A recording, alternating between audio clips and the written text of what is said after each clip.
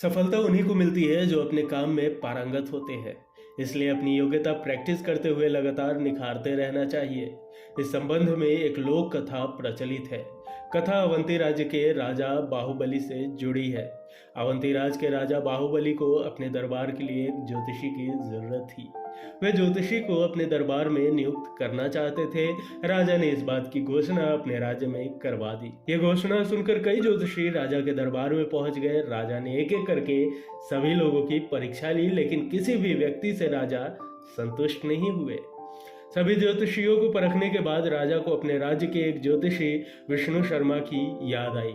राजा उस ज्योतिषी को जानते थे। उन्होंने अपने सेवकों से कहा कि तुरंत विष्णु शर्मा को लेकर दरबार में पहुंचे।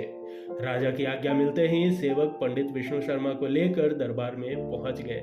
विष्णु शर्मा को देखकर राजा ने उनसे पूछा कि क्या आपने ज्योतिषी के लिए हमारी घोषणा नहीं सुनी थी? पंडित शर्मा ने कहा कि हाँ, मैंने सुनी थी। राजा ने पूछा कि जब आपने घोषणा सुनी थी तो फिर परीक्षा देने क्यों नहीं आए? पंडित शर्मा ने कहा कि राजन, मैं अपना जानता हूँ, मैं इस राज्य का राज ज्योतिषी बनूंगा।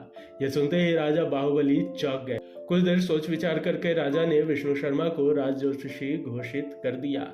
राजा ने विष्णु शर्मा से पूछा कि आपको यह कैसे मालूम हुआ कि मैं आपको राज ज्योतिषी बनाऊंगा?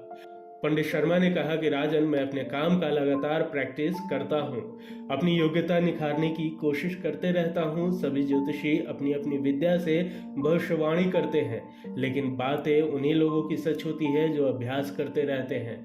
अभ्यास के बिना कोई भी व्यक्ति अपने काम में पारंगत नहीं बन सकता है। इस कथा की सीख यह है कि हमें सिर्फ अपनी पढ़ाई पर ही निर्भर नहीं रहना चाहिए।